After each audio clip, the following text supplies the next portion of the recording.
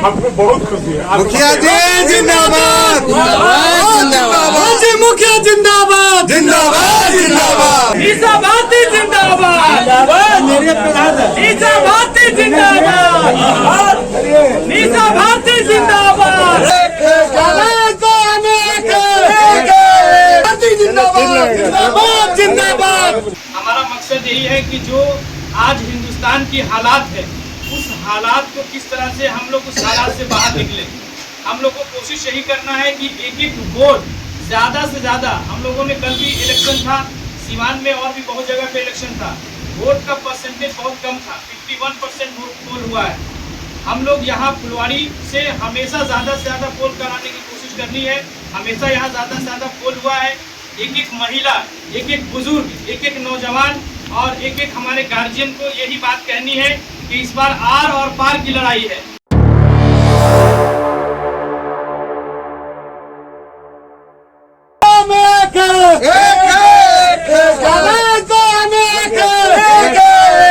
जिंदाबाद, जिंदाबाद।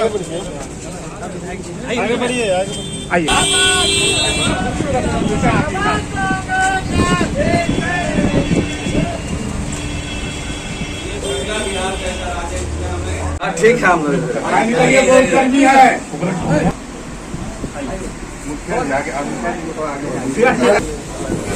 हमको बहुत खुशी है। मुखिया जी जिंदाबाद, मुखिया जिंदाबाद, जिंदाबाद, जिंदाबाद, पंचायत का मुखिया कैसा हो, रोनी मुखिया जैसा हो, ईसा भारती जिंदाबाद, जिंदाबाद, जिंदाबाद, ईसा भारती जिंदाबाद, जिंदाबाद। लोगों को जो कमजोर महिलाएं हैं उनको 1 लाख रुपया फ्री ऑफ कॉस्ट, बिना शुल्क के उनको दिया जाएगा, अपना रोजगार पैदा करने के लिए, रोजगार बनाएंगे। दूसरा उसमें दिया जाएगा कि गैस सिलेंडर का दाम बनते ही 500 रुपये कर दिया जाएगा, जो महंगाई के हिसाब से 1200 रुपये 1100 रुपये है। तीसरी बात है कि 5 किलो की जगह पर 10 किलो राशन दिए जाएंगे और दिल्ली के तर्ज पर 200 यूनिट बिजली ऑल इंडिया में फ्री कर दिया जाएगा। ये है, और नौकरी का पक्का गारंटी हो।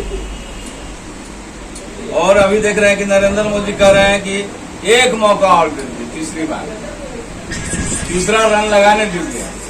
कितना उम्र हो गया? 75 वर्ष हो गया है। 75 वर्ष की उम्र में कह रहे हैं कि तीसरा रन लगाने दीजिए।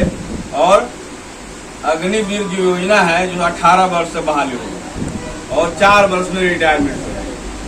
जो नौजवान, ताजा नौजवान हो जाएगा 18 वर्ष के, तो नौकरी लगता है, तब अगुआ आना शुरू हो जाता है कि ब्याह होगा, तब तक 4 वर्ष में रिटायर हो गया है ना। तो बूढ़ा लोगों के लिए एक रन, तीसरा रन लगाने वाली मांग रहे हैं और नौजवान को कहेंगे आउट हो जाएगा। इस योजना को सरकार बनते ही खत्म किया जाएगा पुरानी तरह से। 62 वर्ष तक नौकरी का उस तरह से रहेगा। और साथ साथ MFC है जो किसानों के लिए है।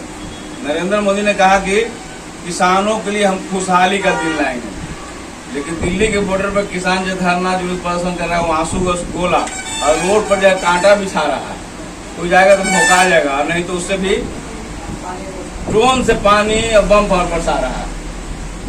और कहते हैं कि हम पूरा इंडिया मेरा परिवार है। तो क्या वो परिवार है कि नहीं है? जिसको ड्रोन से मार रहे हैं, गोली मार रहे हैं, कांटे भोंक रहे हैं, तो वो परिवार नहीं है? वो भी तो परिवार होना चाहिए। वो परिवार नहीं है, इसलिए किसानों को खुशहाली नहीं लाए हैं, बल्कि किसानों को जो चेहरा खुशहाल होता है उसको बर्बाद कर रहे हैं। MFC क्या है जानते हैं कि नहीं? कोई नौजवान। यहाँ तक कि सरकारी संस्थान में ITI विद्यालय भी नहीं है यहाँ पर, न पॉलिटेक्निक है, न ITI है, न BEd कॉलेज भी है, न बैचलर वाला भी कॉलेज नहीं है। पटना के राजधानी से सटे हुए हैं। ये सरकार को ऊपर से करने की जरूरत था। केंद्र सरकार चाहती, केंद्रीय विद्यालय भी पटना में नहीं है। जो हमारा बच्चा इंटर के बाद पढ़े, उसका सेंटर कोई कॉलेज नहीं है यहाँ पर, ये बनाया भी नहीं। और साथ साथ आप चले जाइएगा पालीगंज के इलाके में, तो पालीगंज के में आप चल जाइए तो पालीगंज से आने में सोचना पड़ेगा, शाम की गाड़ी नहीं मिलती है ना। अगर रेलवे, लालू जी रेलवे वाला बैठा थे अरवल से औरंगाबाद से लेकर के बिहटा तक शिलान्यास करके उस काम को नरेंद्र मोदी ने बढ़ाया नहीं। अगर बन जाता तो औरंगाबाद से लेकर बिहटा तक के सभी लोग रेलवे चलाते और साथ साथ पालीगंज से अगर जहानाबाद जुड़ जाता रेलवे से तो वाह वाह हो जाता। ये काम नहीं किया। काम क्या कर रहा है? आने के बाद हिंदुस्तान पाकिस्तान की बात बोल रहे हैं। एक परिवार को केंद्रित करता है कि लालू परिवार जो है भ्रष्टाचारी है, परिवारवाद है, यही करने का दूसरा बात नहीं आता। साथ ही साथ जो है हमारा जो है जिला है वो रबी और खरीफ के लिए समृद्ध है ना। रबी और मसूर की पैदावार भारी मात्रा में होता है, लेकिन यहाँ फूड प्रोसेसिंग मशीन सरकारी स्तर पर कुछ नहीं है जिसमें नौजवान हमारे काम करते। खास करके कोरोना काल में दिखाई पड़ा कि अगर फुलवाड़ी जैसा क्षेत्र में अगर कोरोना काल में कोई फैक्ट्री होता तो मेरा भाई बाहर में नहीं जाता। अब बाहर से लौटने में क्या गनीमत हुआ है वो सब लोग जानते हैं। इसलिए इंडिया गठबंधन ने कहा कि हम लोग जितने पर फैक्ट्री का भी निर्माण करेंगे ताकि हजारों नौजवानों का काम मिलेगा। ये बात है, इस बात को टोले मोहल्ले में बताने की जरूरत है और इसीलिए दावेदारी है कि हमको इंडिया गठबंधन के उम्मीदवार लालटेन छाप को मीसा भारती को वोट दिलाया जाए ज्यादा से ज्यादा और एनडीए के उम्मीदवार को परास्त किया जाए। वो भी 10 वर्ष रहे हैं, उनकी उपलब्धियों को आकलन कीजिए। अभी कई नौजवान बोल रहे थे, नौसा के साथी बोल रहे थे, गोपाल जी भी अभी तो कुछ नहीं किए। सबसे पहला करबला मोड़ का रोड मेरा है और नौसा एनएच से लेकर के नौसा गांव में मेरा अभी हाल में 2 रोड और बन गया है, 4 रोड और बड़ा चौकोर नाला दिए हुए हैं। संभवतः वो 2025 में बने। कब? जब एम्स वाला जो बन जाए, बनना शुरू होगा, वो भी लड़ करके लाए हैं। सरकार भारत सरकार का ही है लेकिन लड़ करके लाया। गोपाल रविदास हमारे साथ लड़ा है, वो हम जाम किए हैं, लड़े हैं, उसके लिए मुकदमा भी हम पर हुआ है। जो डब्लू जी अभी गए हैं वो भी हमारे साथ लड़े। अभी बैठक था इंडिया अलायंस के पक्ष में, जो मीसा भारती हैं उनके पक्ष में बूथ कमेटी मेंबरों की बैठक थी। जो 1 तारीख को वोट पड़ेगा उसके लिए तैयारी पर हम लोग हैं, कैसे कैसे क्या करना है। उनको एक प्रशिक्षण के लिए बुलाया गया था और उनकी मीटिंगें समाप्त हो गई। जिन बिंदुओं को बुलाया गया था सब पर बात कर लिया गया और तैयारी में सब लोग लगे हुए हैं। लगभग 18 बूथ के लोगों को बुलाया गया। गोपाल रविदास जी जिंदाबाद, जिंदाबाद जिंदाबाद। गोपाल रविदास जी जिंदाबाद, जिंदाबाद गोपाल रविदास जी जिंदाबाद, जिंदाबाद जिंदाबाद। फुलवाड़ी के विधायक जिंदाबाद, फुलवाड़ी के विधायक जिंदाबाद। फुलवाड़ी शरीफ में नयाटोला स्थित राजद कार्यालय में बूथ कमेटी की एक बैठक बुलाई गई, जिसमें हमारे मुख्य अतिथि के रूप में हमारे जानदार और शानदार माननीय विधायक गोपाल रविदास जी तशरीफ लाए और इस बैठक की अध्यक्षता राजद प्रदेश महासचिव कौशल भान जी ने की और हमारे सभी बूथ कमेटी के भाई मेंबर हमारे यहाँ तशरीफ लाए। ये बैठक इसलिए बुलाई गई है कि आगामी जो 1 जून को जो चुनाव होना है उसमें हम लोग बूथ पे किस तरह से मजबूती के साथ डटे रहे और किस तरह से हम लोगों को इंडिया गठबंधन के जो प्रत्याशी हैं डॉक्टर मीसा भारती, उनको जिताना हम लोगों को है। हमारा मकसद यही है कि जो आज हिंदुस्तान की हालात है उस हालात को किस तरह से हम लोग उस हालात से बाहर निकले। हम लोग को कोशिश यही करना है कि एक वोट ज़्यादा से ज़्यादा, हम लोगों ने कल भी इलेक्शन था, सीवान में और भी बहुत जगह पे इलेक्शन था, वोट का परसेंटेज बहुत कम था, 51% वोट पोल हुआ है।